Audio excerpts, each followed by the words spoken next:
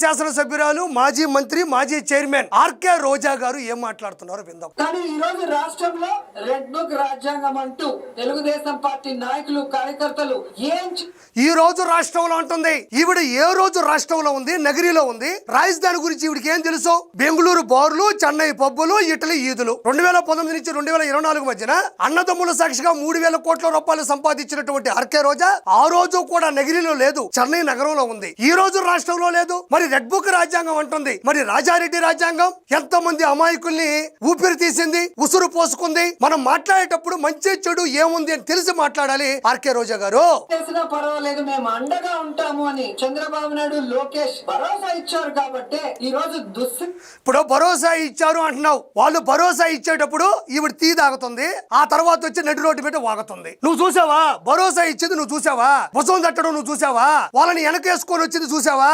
మరి నువ్వు ఏమీ చూడనప్పుడు ఇలాంటి అసత్య ప్రచారాలు ఎందుకు చేస్తున్నావు? మరి నాకు అర్థం కాని విషయం ఏంటంటే, నువ్వు వస్తే వస్తావు, పక్కన పెట్టు. ఈ రోజు వైఎస్ఆర్సీపీ వాళ్ళ పరిస్థితి ఎలా అయిపోయిందంటే, భారతదేశంలో మ్యాన్ పవర్ ఉంటది, రకరకాల పనులకు వాళ్ళు షిఫ్టుల్లో వెళ్తా ఉంటారు. ఈ రోజు అదే మ్యాన్ పవర్ వైఎస్ఆర్సీపీలో ఉంది. ఈ రోజు రకరకాల షిఫ్టులు. ఒక షిఫ్ట్ ఏమో ఆర్కే రోజమ్మ పేమెంట్ ఇస్తారు, పేపర్ ఇస్తారు, ఏది చెప్తే అది వచ్చి మాట్లాడతారు. ఒక షిఫ్ట్ తర్వాత లక్ష్మీపార్వతమ్మ పేమెంట్ ఇస్తారు, పేపర్ ఇస్తారు, బట్టి వచ్చి ఏది చెప్తే అది మాట్లాడేస్తుంది. శ్యామలమ్మ ఇంకొక షిఫ్ట్, విడతల రజనమ్మ ఇంకొక షిఫ్ట్. ఏమైనా అన్న ఏది పంపిస్తే, ఇప్పుడు ఫర్ ఎగ్జాంపుల్ చిన్నప్పుడు మనం బట్టి పడతాం, 2 1 2 2 2 4 2 3 6 అంటే ఓకే, 2 7 30 అంటే 14 వస్తుంది. కానీ వీళ్ళకి అనవసరం. జగన్మోహన్ రెడ్డి అని 30 అనమన్నాడు, మేము అంటాం అంతే. అలాంటి స్క్రిప్ట్లే ఇవి. వీళ్ళు చూడు పాపం ఎప్పుడో ఒకసారి వస్తారు తోక చుక్క మాదిరి. వీళ్ళు ఉదయం నుంచి నిలబడుకు వీళ్ళ మొహంలో చూడు పాపం ఏమన్నా సంతోషం సందడి ఉందా? ఇతనైతే ఎప్పుడు పోతాదా అని, ఇతనేమో ఇవన్నీ మాకెందుకమ్మా తల్లి, ఎందుకు ఏమని పిలిపించినావు నువ్వు అని ఈయన.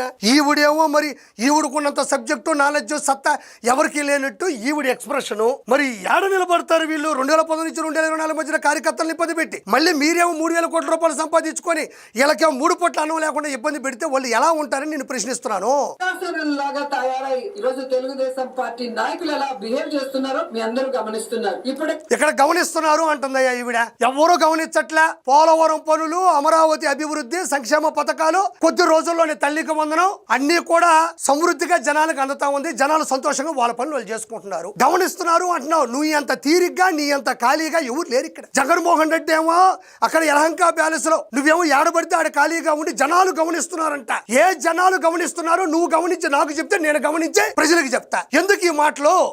చంద్రబాబు లోకేష్ మేల్కొనండి. మీరు ఏమ్మా ఎవరిని నిద్ర లేపాలా? పులివెందుల శాసనసభ్యుడిగా అన్నా నువ్వు గెలిచావు, నువ్వు అసెంబ్లీకి అడుగు పెట్టాలి అని నిద్రపోతున్న అన్న ముఖం మీద దబర్ నీళ్లు పోసి లేపు. సొంత చెల్లిని కన్న తల్లిని పట్టించుకోకుండా రోడ్డు మీద వదిలేసావు, పార్టీ డ్యామేజ్ అయిపోతుంది అని అన్న ముఖం మీద దబర్ నీళ్లు పోసి లేపు. తప్పుడు పనులు చేస్తున్నటువంటి దొంగలని, దౌర్జన్యాలు చేస్తున్న వాళ్ళని, కిరాయి హంతకులని నువ్వు వెనక ముందు చూసుకోకుండా వెళ్ళి వాళ్ళని పరామర్శిస్తున్నావు. తెనాల్లో కొంతమందిని మొన్న సీదిరి అప్పలరాజు కొడుకుని పరామర్శించావు. చాలా ఇబ్బంది అవుతుందన్నా, నువ్వేదో ఒక మైకులో ఉన్నావు అని ముఖం మీద దబర్ నీళ్లు పోసి నువ్వు మేలుకొల్పాలా. మేలుకొల్పాల్సింది ఎవరిని?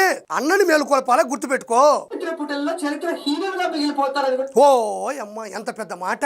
చరిత్ర పుటల్లో చరిత్రహీనులుగా మిగిలిపోతారంట.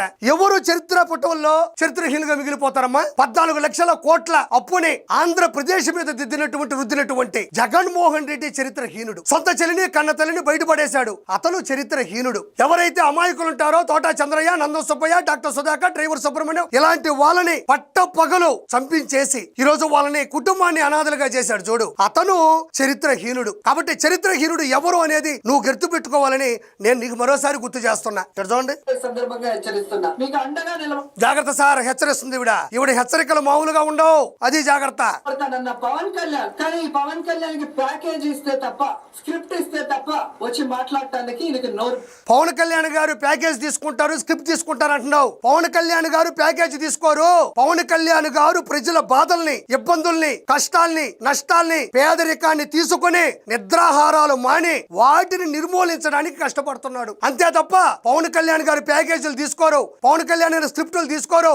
ఈ ప్యాకేజీ అనే మాటలు మాట్లాడటం వల్లే భగవంతుడు గ్యారా ఇచ్చి గ్యారేజ్లో కూర్చోబెట్టాడు. పోనీ ఆ గ్యారేజ్లో ఈ గ్యారా ఉన్నాయి కదా, వాటిని ఏదైనా మరమ్మతులు చేసుకుందాం, లేదంటే వాటిని తీర్చిదిద్దుకుందాం లేదు మనకి. ఇలాంటి మాటలు మాట్లాడబట్టే కదా ప్రముఖంగా నీ వల్ల 11 వచ్చాయి. అది కాదు ఆర్కే రోజా, పవన్ కళ్యాణ్ గారి గురించి పదే పదే మాట్లాడతావు కదా నువ్వు. 175 నియోజకవర్గాల్లో నిలబడినటువంటి జగన్మోహన్ రెడ్డికి 11 సీట్లు వస్తే 21 సీట్లు తీసుకొని నిలబడ్డటువంటి పవన్ కళ్యాణ్ గారికి 21 సీట్లు గెలిచాడు. అంటే 11 పైన 21 అంటే 10 తేడా ఉన్నాయి. మీకు వచ్చిన 11 మీద అంటే మీ మెడ మీద 10 ఇంతల పైన ఉన్నాడు ఆయన, అంటే 21. మరి ఎందుకు మీరు ఓడిపోయారు? ఎందుకు మీరు గెలవలేదు? ఇలాంటి ఒక డిప్యూటీ సీఎం మన రాష్ట్రంలో ఉండటం మన దురదృష్టం. చంద్రబాబు నాయుడు లాంటి ఎమోషన్స్ లేనివాడు. అంటే ఇలాంటి డిప్యూటీ సీఎం ఉంటే దురదృష్టం అంటాయా? మరి అదృష్టం అంటే ఏంటి అంటే 2026 క్యాలెండర్ తీసుకుంటే 12 నెలలు 365 రోజులు ఉంటాయి. అందులో మనం ప్రముఖంగా సూక్ష్మ దర్శనం పెట్టుకొని గానీ భూతత్వం పెట్టుకొని చూస్తే తిథులు, నక్షత్రాలు, పక్షాలు, కార్తెలు వీటన్నిటిని కాచి వడపోడ్చి ప్రముఖ పంతుల దగ్గరికి వెళ్ళి చూపిస్తే ఎవరయ్యా అదృష్టవంతుడు అంటే అసెంబ్లీలో అడుగు పెట్టని జగన్మోహన్ రెడ్డి అని వస్తుంది. ఇంకెవరు అదృష్టవంతులు కాదమ్మా, ఆయన ఒక్కడే అదృష్టవంతుడు, మిగతా వాళ్ళందరూ కూడా దురదృష్టవంతులు. ప్రజలంటే ప్రేమ మళ్ళీ మన దురదృష్టం. చంద్రబాబు నాయుడు లాంటి ఎమోషన్స్ లేనివాడు. చంద్రబాబు నాయుడు గారు దాకా ఎందుకు, చంద్రబాబు నాయుడు గారు కుమారుడు గురించి మాట్లాడుకుందాం. ఎమోషన్స్ లేవు అంటున్నావు. ఎమోషన్స్ పక్కన పెడితే మీకున్న పెయిడ్ ప్రమోషన్స్ గురించి నేను ప్రత్యేకంగా చెప్పనక్కర్లే. ఇదే నారా లోకేష్ గారు పునర్విక అనే ఒక పాపకి ఎన్ని కోట్ల రూపాయలు అందించాడు స్వచ్ఛందంగా ఆయన సొంత డబ్బులతో. అదే గుంటూరు రమేష్ హాస్పిటల్ నుంచి హార్ట్ ని తిరుపతికి పంపించి ఓ వ్యక్తిని సొంత ఫ్లైట్ ఖర్చులతో కాపాడినటువంటి వ్యక్తి ఇతర దేశాల్లో ఇరుక్కుపోయి ఇబ్బందులతో ఉంటే ఒక్క వీడియో తీసి సోషల్ మీడియాలో పెడితే ఎంత మందిని భారతదేశానికి తీసుకువచ్చాడో ప్రముఖంగా చెప్పనక్కర్లా. ఈ ట్రాక్ రికార్డుల్లో ఒక్క రూపాయి ఆశించకుండా ప్రజల కోసం కష్టపడుతున్న వ్యక్తులు తండ్రి కొడుకులు. నువ్వేమో ఇక్కడ పట్టుకొని వాళ్ళకి ఎమోషన్స్ లేవంటున్నావు. ఇప్పటికైనా భగవంతుడు వీళ్ళకి మంచి బుద్ధి ఇచ్చి మంచి బుద్ధి ఇవ్వాలంట. చెత్త శుద్ధి లేని చెత్త బుద్ధి ఉన్న మిమ్మల్ని భగవంతుడు డస్ట్బిన్ లో వేసాడు. 2019 నుంచి 2024 మధ్యన అంతకుముందు 150 సీట్లు ఉంటే 5 పోయినాయి. పారాషూట్ ఉంది కదా, 5 నెట్టు పట్టుకుని నెట్టు పోయింది, 2 ఒకట్లు వచ్చినాయి. ఎప్పటికైనా భగవంతుడు 2024 తర్వాత మీకు మంచి చేస్తారని అనుకుంటే ఎంతకింతకి దిగజారిపోతున్నారు. కాబట్టి ఆర్కే రోజా గారు భవిష్యత్తులో నువ్వు గానీ నీ పార్టీ గానీ తుడిచిపెట్టుకుపోతుంది తప్ప ప్రజల మీద నిలబడే పరిస్థితులు లేదని మరోసారి గుర్తు చేసుకుంటావు. ఇక్కడ చివరిగా డెడ్ ఎండ్ పాయింట్ లో ఆర్కే రోజా గారు మరి నిన్న అంతా అయిపోయిన తర్వాత మళ్ళీ ఇంకొక రోడ్డు అనుకుంటుంది. ఏ రోడ్డు ఓసారి చూడండి, ఏమనుకోద్దా చూడండి. మొత్తం జగన్ 2.0 సూపర్ యాప్. జగన్ అందరికి ఒకటి ఇచ్చేసింది. వీళ్ళే కొంచెం వైడ్ ఫ్రేమ్ వచ్చినట్టుంది. అదే జగన్ 2.0 లేడీస్ ఉన్నారు, పెద్ద ఆయన ఉన్నాడు, ఈయనైతే రెగ్యులర్ గా ఉంటాడు. ఇదనమాట జగన్ 2.0లో ఒక QR కోడ్ పెట్టి అన్న సూపర్ యాప్ ఇది, దాంట్లో కానీ వెళ్ళారంటే మీ భవిష్యత్తు మారిపోద్ది. ఇంత ముందేమో డిజిటల్ బుక్ అని పెట్టాడు. మీకు ఏదైనా సమస్య ఉంటే అందులోకి వచ్చాడు అన్నాడు. మొదట సునీతమ్మ వచ్చింది, ఆ తర్వాత షర్మిలమ్మ వచ్చింది, ఆ తర్వాత విజయం వచ్చింది. దెబ్బతో దాన్ని క్లోజ్ చేసి డిలీట్ చేశాడు. డిజిటల్ బుక్ అని పెట్టాడు. ఏ రోజు నోటు బుక్ మీద హోంవర్క్ చేయనటువంటి వ్యక్తి డిజిటల్ బుక్ పెడితే ఎలా ఉంటుంది? సొంత పార్టీ వాళ్ళే అందులో చేరితే వచ్చేది మన ప్రభుత్వమే. కళ్ళు మూసి కళ్ళు తెరిస్తే నేను సీఎం అవుతా, వెంటనే మీ మీద ఉండేటువంటి ఇబ్బందులు తీర్చేస్తాను, ఆయనే ఇబ్బంది పెడుతూ కూడా చెప్పడం జరిగింది. అయితే చూడండి, ఈ జగన్ 2.0 సూపర్ యాప్ కాదండి మనకు కావాల్సింది. ఆర్కే రోజా గారు పట్టుకోవాల్సినటువంటి QR కోడ్ ఏంది అంటే ఇది చూడండి. Jagan 1.0 flop app. ఇది పట్టుకోవాలి, నిజంగా ఇదే పట్టుకోవాలి. మరి ఈ QR కోడ్ లో ఈ యాప్ లో ఫ్లాప్ యాప్ అంటున్నారు. అంటే 1.0 అంటే 2019 నుంచి 2024 మధ్యన ఆయన చేసినటువంటి అహింసలు అవన్నీ ఎలా ఉన్నాయో ఒకసారి మనం కూడా చూద్దాం. ప్రజలారా ఒకసారి చూడండి. స్కాన్ చేస్తున్నాను, ఏమొస్తుందో చూద్దాం. ఇదిగోండి, ఇది జగన్ 1.0లో రౌండ్గా ఏదో ఉంది, ఫ్లాప్ యాప్ అని వచ్చింది. ఇది చూడండి. మీకు దీంట్లో అంటే QR కోడ్ యూజ్ అవుతుంది. రోజారెడ్డి గారే పట్టుకొని ఉన్నారు కదా, అందులో ఏముందనేది అంటే QR కోడ్ పనిచేస్తుందని చెప్తాను. దీన్ని కూడా దయచేసి తీసుకోండి, మీకు వస్తుంది. సో దీంట్లో ఏముందో నేను ఒకసారి చూపిస్తాను.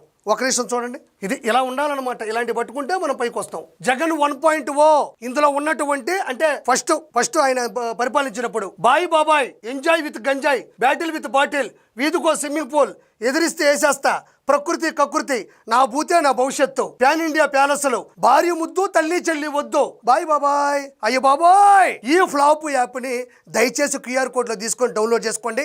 2019 నుంచి 2024 మధ్య ఉన్నటువంటి ఫ్లాప్ యాప్ ఇది. అంతే తప్ప సూపర్ యాప్ దాకా రావాల్సిన అవసరం లేదు. నేను ముందుగా చూపిస్తున్నాను. మీకు ఇంకా కావాలంటే ఈ స్క్రీన్ లో చూడండి. ఈ QR కోడ్ ని నేను విడమర్చి ఇవ్వడం జరిగింది. దీన్ని దయచేసి ఒకసారి మీరు కూడా QR కోడ్ ని కొంచెం తీసుకుంటే తెలుస్తుంది అని చెప్తున్నాను. కాబట్టి రానున్న రోజుల్లో ఎలాంటి పరిస్థితులు మీకు ఉండబోతున్నాయి. ఆర్కే రోజమ్మ, ఇంకా దయచేసి నువ్వు ప్రెస్ మీట్లు పెట్టబాకు. ఏదైనా షూటింగ్లు ప్రమోషన్లు చేసుకోమని మనస్ఫూర్తి కోరుకుంటూ నేను మీ కిరా కార్పేని.